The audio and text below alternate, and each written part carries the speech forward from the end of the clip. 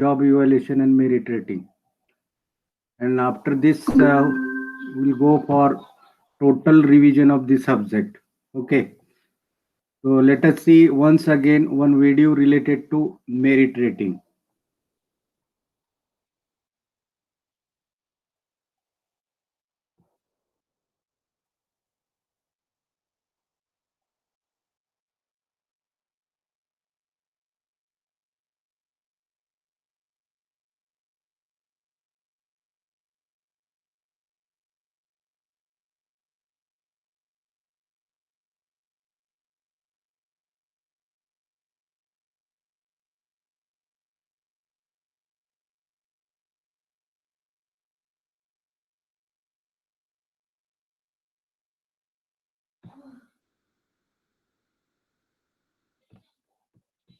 Merit rating assesses the merit of a person doing that job. Okay, what is the demarcation between this job evaluation and merit rating? Job evaluation evaluates job and merit rating evaluates the person doing that job. So different types of assessment are there for assessing a assessment methods are there for assessing the merit of an employee. It determines the extent to which an employee meets job requirements. So job evaluation and merit rating are two complementary aspects of a sound personnel policy. By doing job evaluation, it determines a suitable wage structure for the job, and merit rating decides the rewards or previous session we studied about incentives. So incentives plans, we can opt an employee for an incentive depending upon their merit, or after merit rating, it should the employees should get, and in addition to his wages, he should get additional incentives depending upon his merits. That is merit rating. Okay.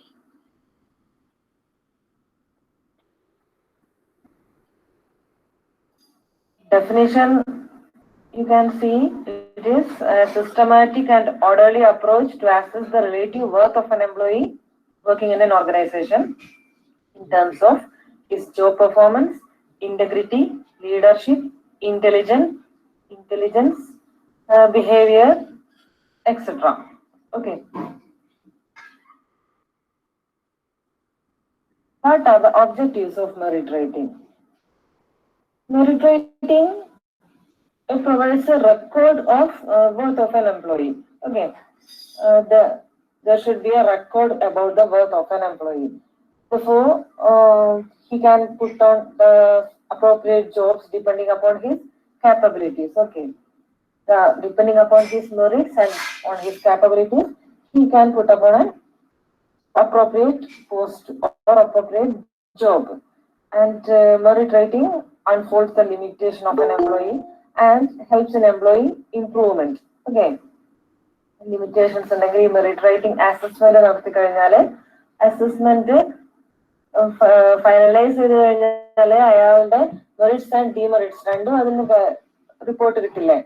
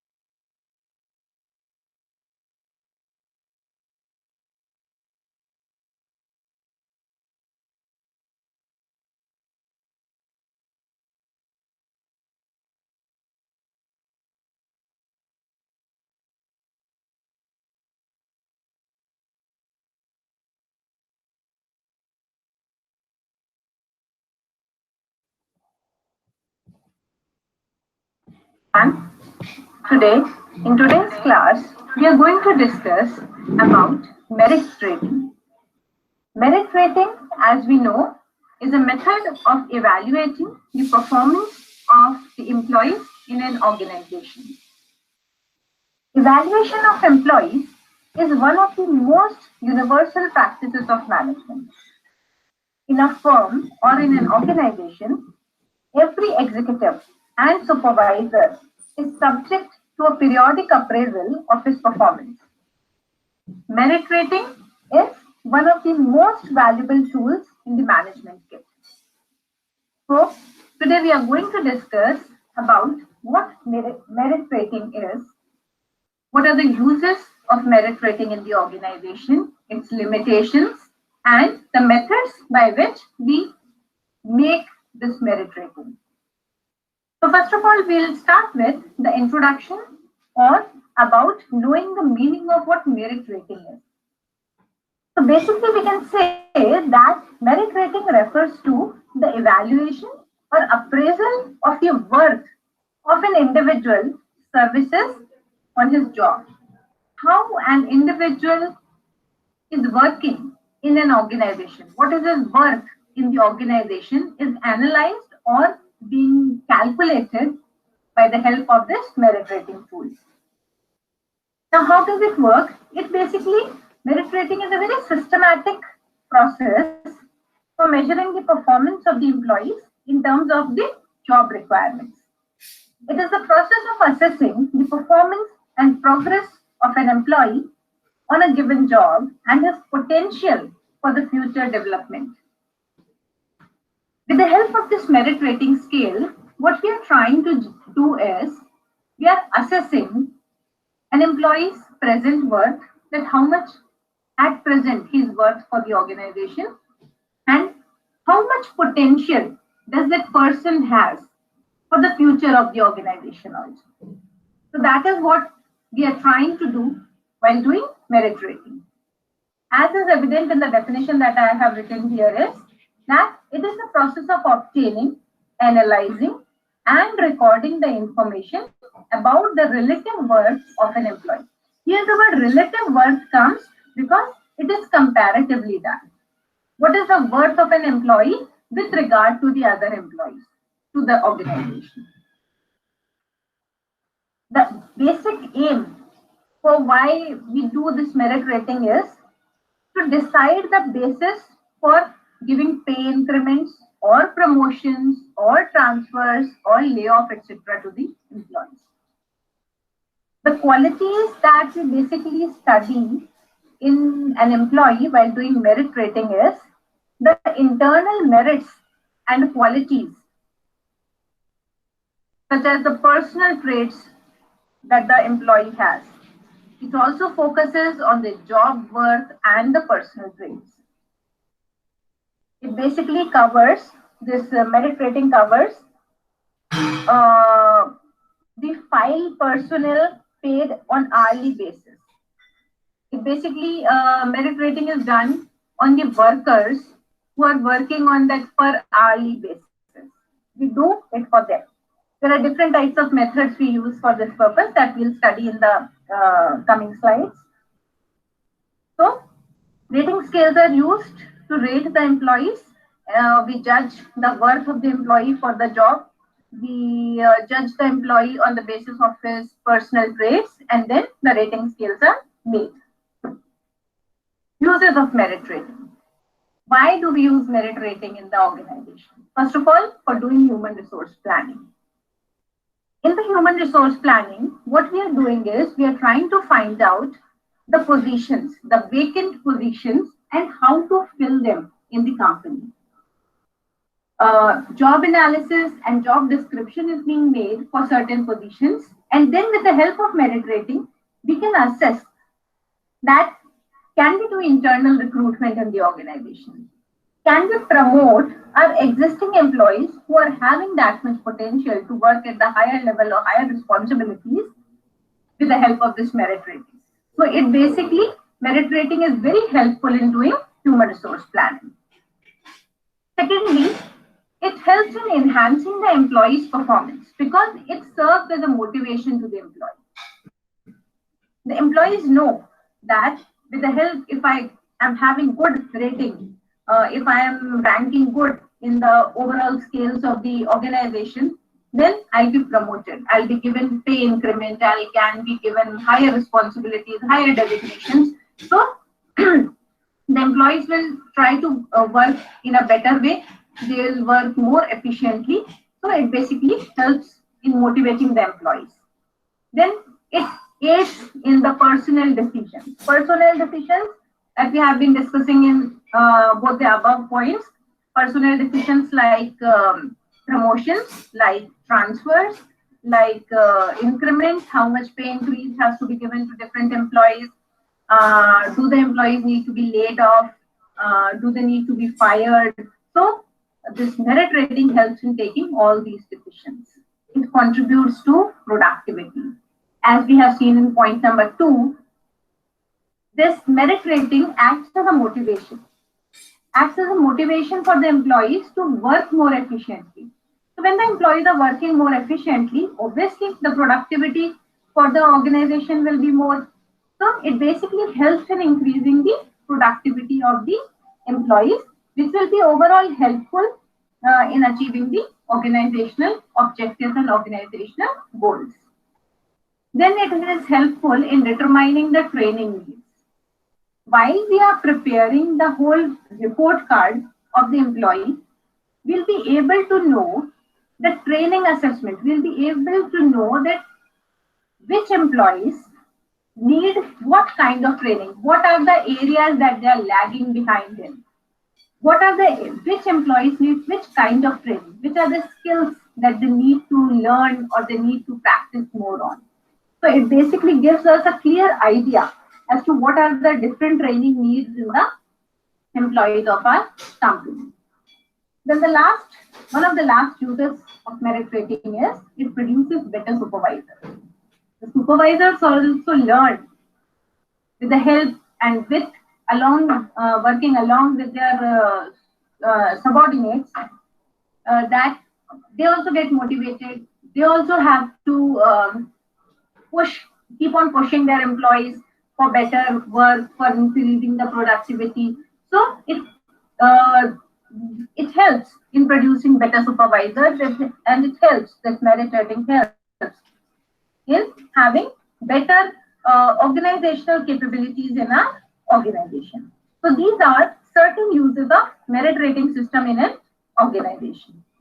Now we'll discuss about the different methods that we use for doing the merit rating in an organization. These are some of the technical, or we can say very modern methods of doing merit rating in the organization. See, in merit rating, what we are doing basically is we are ranking the employees. We are preparing a merit that we have analyzed the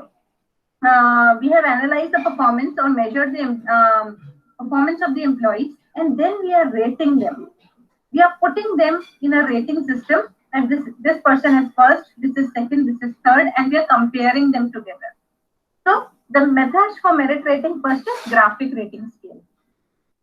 In graphic rating scale, what we do is we measure or we compare the employee's present performance with its past performance.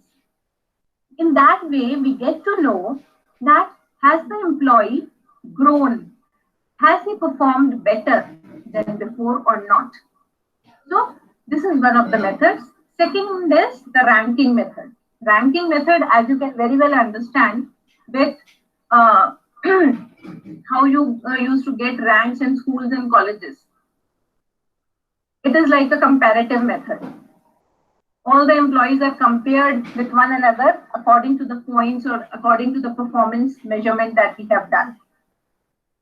Then comes the behaviorally anchored rating scale.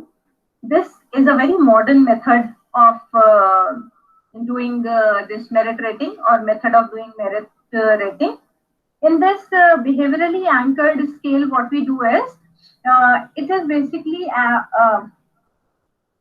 combination of two methods like graphic rating and the incident report, critical incident report. In the critical incident report, what we do is we analyze the behavior of the employees in the organization in critical situations. That has the person, what kind of behavior does the person exhibit in pressure situations, during completing the task at the last moment. So the positive aspects of the behavior of an employee as well as the negative aspects of the behavior of the employee during the working hours is being noted by the supervisor, and then they are being rated graphically along with the others. So that way we are trying to find out how this employee's behavior is improving or growing, how he is growing in the organization. Then the last method used for merit rating is human resources accounting method. In this, we compare that how much cost we are incurring when we have hired this employee. How much cost or how much expenses the company is incurring on this particular employee. So one part is this, how much cost they are incurring. Second is how much benefit or financial gain we are having with this employee. How much financial gain with the help of this employee the company is getting. So if the gain side is more, obviously your accounting is good, means the person is profitable to the organization. If the expenses being incurred on you are more than the benefits that the company is getting out of you, then obviously the person is in trouble. So these are certain methods for doing merit rating in the organization. So the last topic in merit rating here is the limitations of this approach.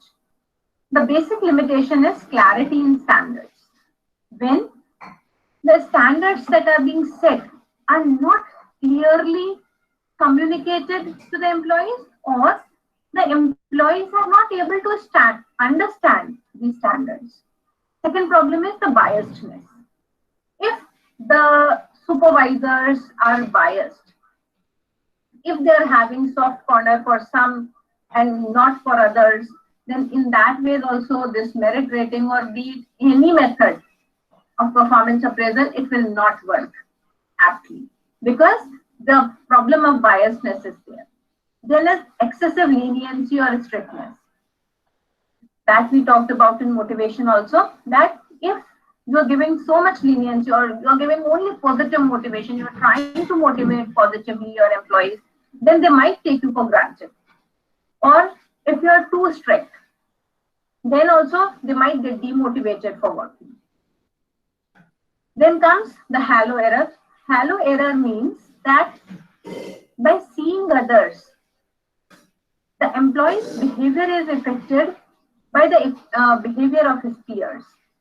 So if the peers, if his colleagues are not working properly, he will also not work properly. If the colleagues are in, if a person or an employee is having good colleagues, good, hardworking, dedicated colleagues, then his work efficiency or productivity also increases. So if other employees are not working well, sometimes the other employees also get the feeling nothing happens. They are also not working, let us also not work. So that time halo error comes.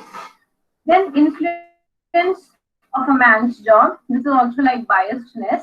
Sometimes the person's job really influences others. Like if I'm having a bit biasness towards others, then it's not good for my company. Then a central tendency. Central tendency means if we, this is like mean, median, mode type. If we have not taken, like we can say, the minimum passing mark. Central tendency is if we have not kept the, okay, till this limit, if a person has not performed exceptionally well, at least he has performed. So that at least he has performed, boundary has to be laid down. There should not be boundaryless calculation or boundaryless assessments being done. So these are the limitations of merit rating and performance appraisal. So I hope you understood the lecture well, and the concepts that I'm trying to teach you, you must have understood. So thank you very much. Okay. So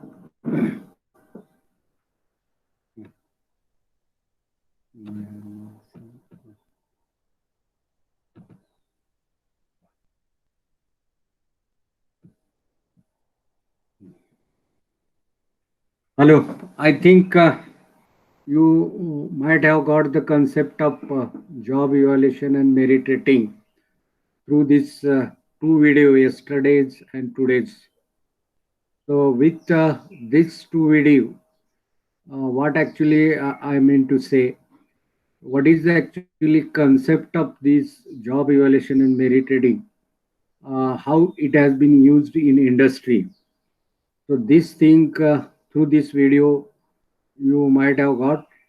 Even though this is one guidelines to you people as per our syllabus, like this video are there on your YouTube. You can search and try to understand the concept of every articles related to our syllabus. Uh, in our syllabus, six chapters are there. So first chapters that is related to introductions to industrial engineering. So in these chapters, what actually we have studied. So what is actually scope and importance of industrial engineering? What is the meaning of the industrial engineering? After that, we have gone through the production and productivity difference and how we can improve the productivity in industry, which factors are affecting on the productivity.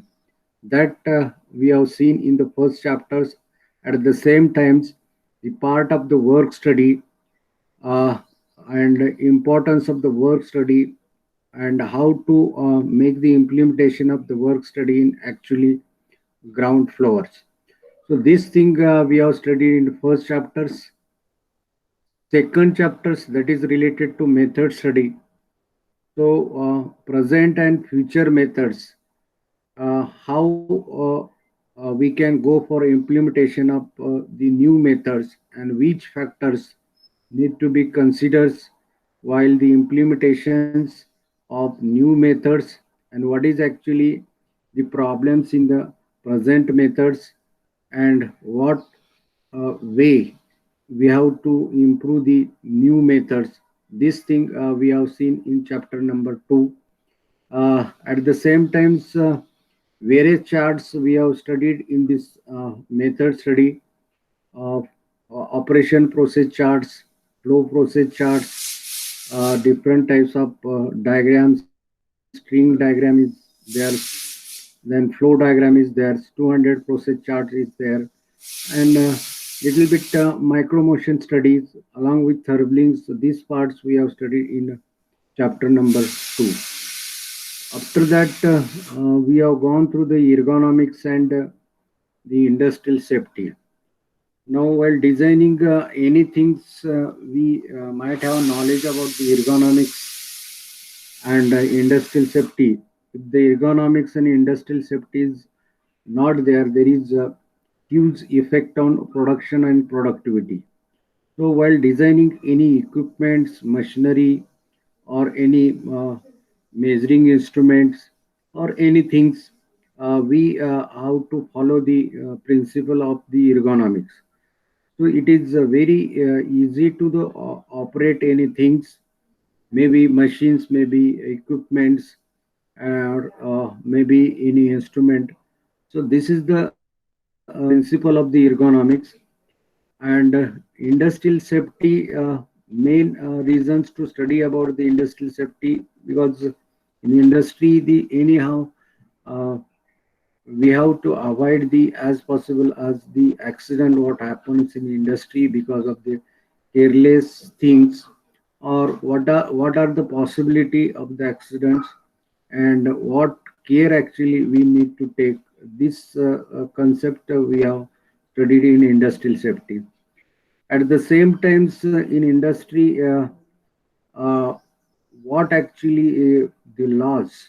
need to follow, or what are the different types of laws, and what is the kinds of protections required while working the workers in the industry.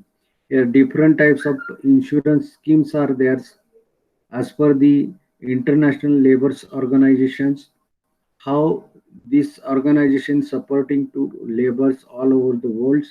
There is a labor laws in every industry need to follow. And before entering into the industry, they need to take the insurance so that anything will happen in industry, the financial loss will not be there. Because of that, the remaining peoples will survive for the same. So this ergonomics and industrial safety, it is a very important parts of the industrial engineering, and now in industry everywhere, this points what actually we have studied actually need in every industry, industrial safety and ergonomics. And because of that, definitely it will affect on the cost reduction, increasing production, productivity, and the staff or workers retention ratios will remain same. Or different types of facilities also will get available in industry, maybe the provident funds, maybe different types of insurance, incentive schemes in the terms of money, motivational parts, awards. So this thing always be their industry. Our this topic ergonomics and industry safety, it is concentrate on the uh, only the beneficials to the workers. At the same times, it is related to production and productivity. Once the workers are in safety position, comfortable positions, then they will follow the everything, and definitely it will leads to improve the production and productivity. So in the first sections, we have gone through these three chapters, that is the introductions to industrial engineering, method study, and ergonomics and industrial safety. So here with these three chapters, how this is beneficial to you in the futures when you will going to work in industry. Everywhere the different types of production always be there. Production means converts raw material into finished product by using different types of process. So we have to study about the present process and how it will converts into the new methods by reduction of the cost and increase the production. This is present needs in industry. Because if you reduce the cost, definitely the more benefit to that organization, and many more benefit to you also. And ergonomics and industrial safety, if it is theirs, definitely the everything will remains in the comfort zones, safety zones, and they will get certain types of boost to work in that organization. So when you will in industry, the certain parts of these three chapters you have to keep in your minds while following the manpower planning, while following the production planning and controls, then inventory controls, break-even analysis parts, and different types of the uh, wages systems actually we required in the industry. This wages system, this is related to our last chapters, but uh, these things always be in industrial engineering. Now, next part in second sections, we have gone through the three chapters, that is the work measurements, and then facility locations and types of layout, and after that job evaluation and merit rating.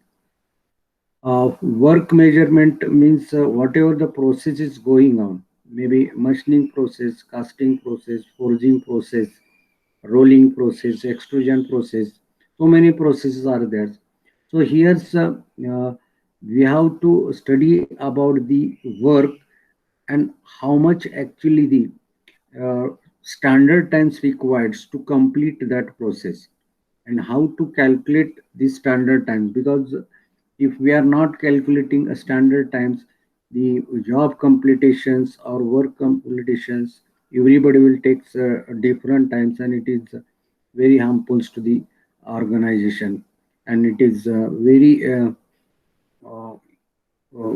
related to productions and productivity. So here work measurements means study of the present works by using the time analysis, by using the videos and cameras, and you have to make the observe times, and after that you have to go for performance rating.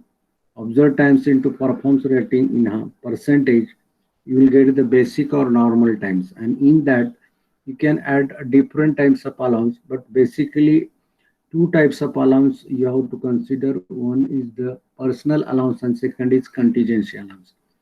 While working in industry, to fulfill their personal needs, we have to keep certain times, maybe lunch times or going for bathrooms or taking a rest, etc.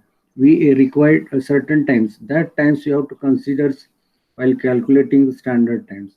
And contingency allowance, it contains the unfortunately the light uh, is not there. Some tool wear is there, maintenance is there. So emergency which is not expected, that thing will happens. For that also you have to consider certain times. That is your contingency allowance. So while calculating the standard times, uh, two times initially you have to calculate. First is observed times.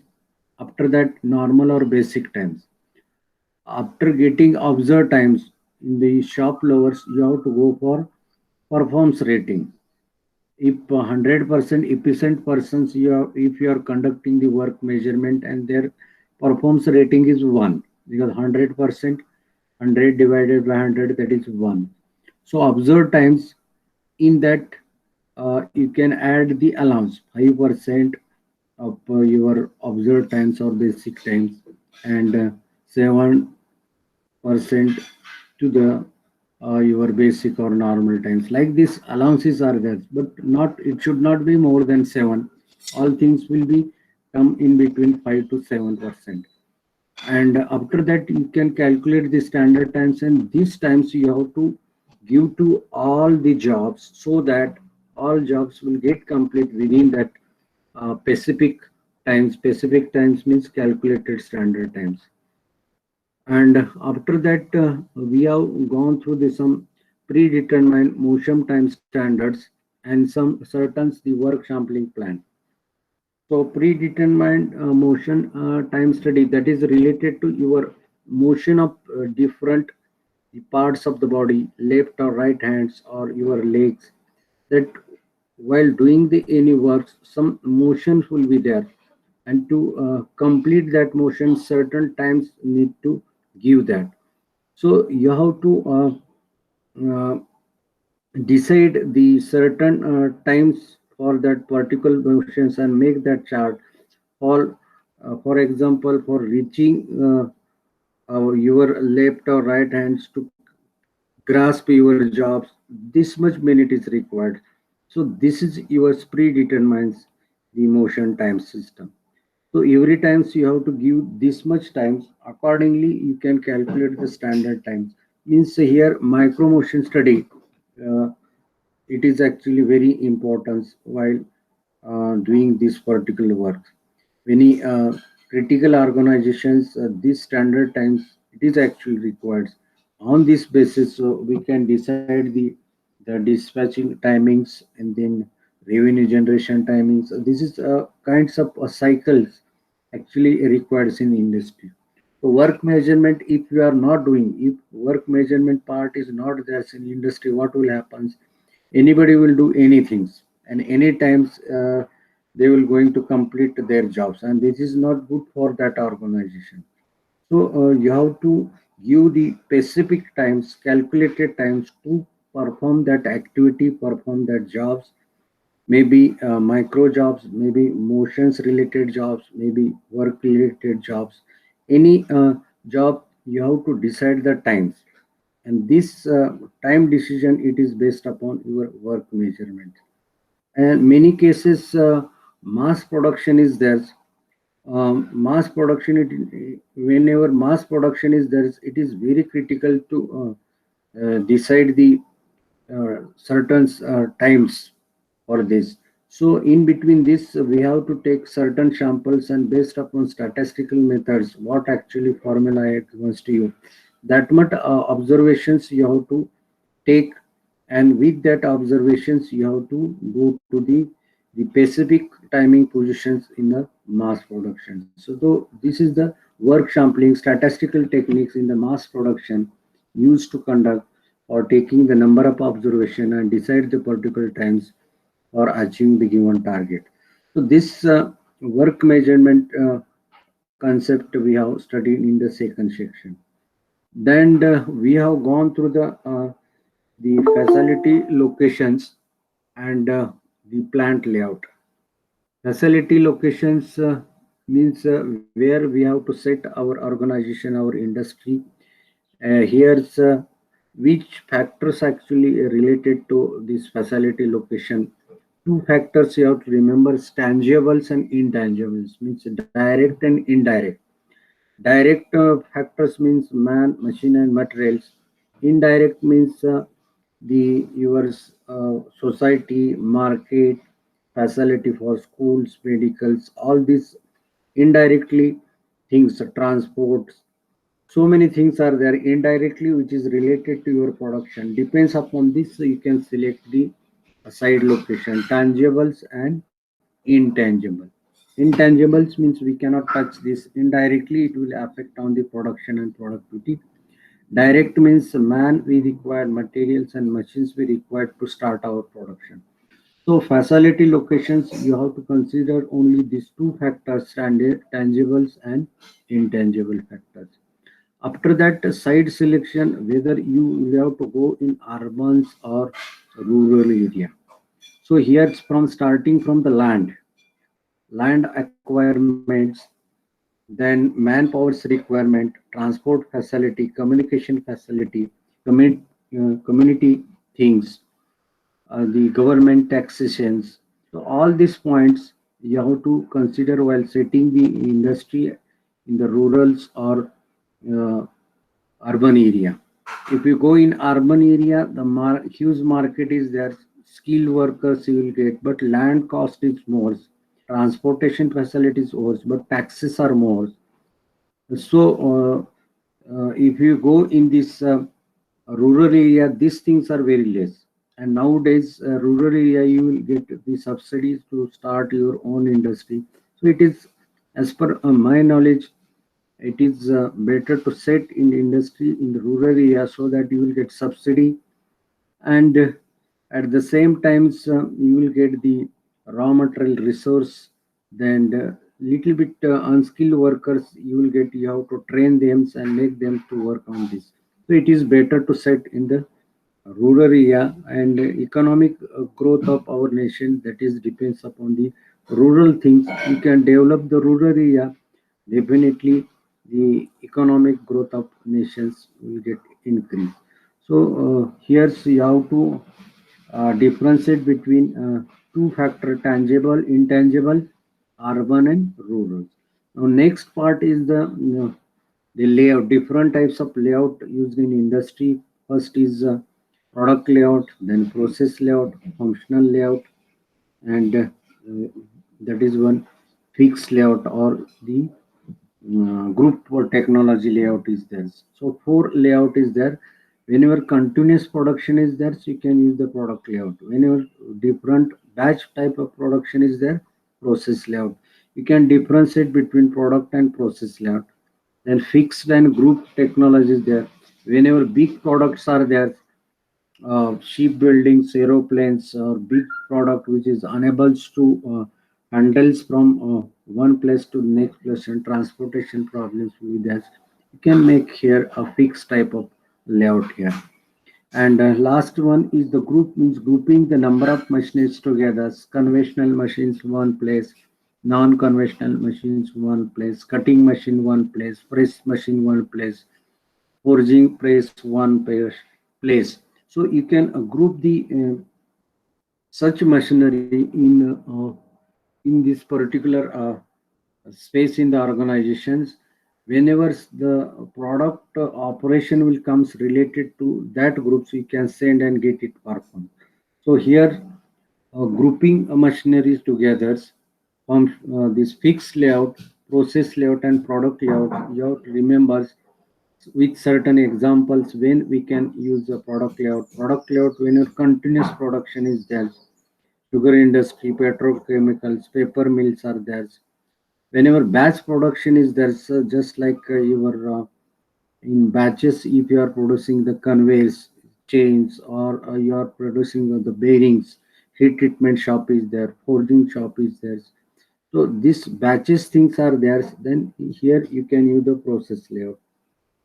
Fixed layout, all about fix those materials which is unable to handle from one place to next place. Transportation, big or heavy shape is there. Under this we can use this fixed layout. Examples already have given. Same examples you have to keep in your mind. Shipbuilding, aeroplane, like this way. And last is grouping the cutting machine, turning machines, milling machines. Separate group is required. It is part of the process layout, but you can group whenever the operation is required. So you can. Yeah. So in this chapters, we have studied the facility location and the plant layout. And last part, that is the job evaluation and merit rating. So related to these chapters, we have gone for the revisions with the help of two videos. So what is actually the concept behind this two, doing these two video? You can also have certain types of related video in this YouTube. You can also go through this and try to collect this knowledge, which is helpful to you, and how to implement, even though this is part of management, but whenever you will at management level, you can have this type of concept, and alertness, awareness should be there related to job evaluation and merit rating. Job evaluations, it is decide the worth of jobs. If worth of job is not there, how can justify whether our industry is profit or loss? So while getting any jobs, you have to go through the job evaluation by using three concepts, that is the job analysis, job descriptions, and the last part is the job specification. Within these three points, the job evaluation is always best. After that, you can remember different types of methods and related advantages and disadvantages of this. Merit ratings, this is related to the checking the performance of jobs. It is kinds of appraisals for workers. So that whenever we are going for appointment of new workers, then how much rupees will going to pay? This is based upon this. Okay, so this is the close overview of our industrial engineering subject. Okay, so we'll thank once again, thankful to all of you. We'll stop here. Thank you.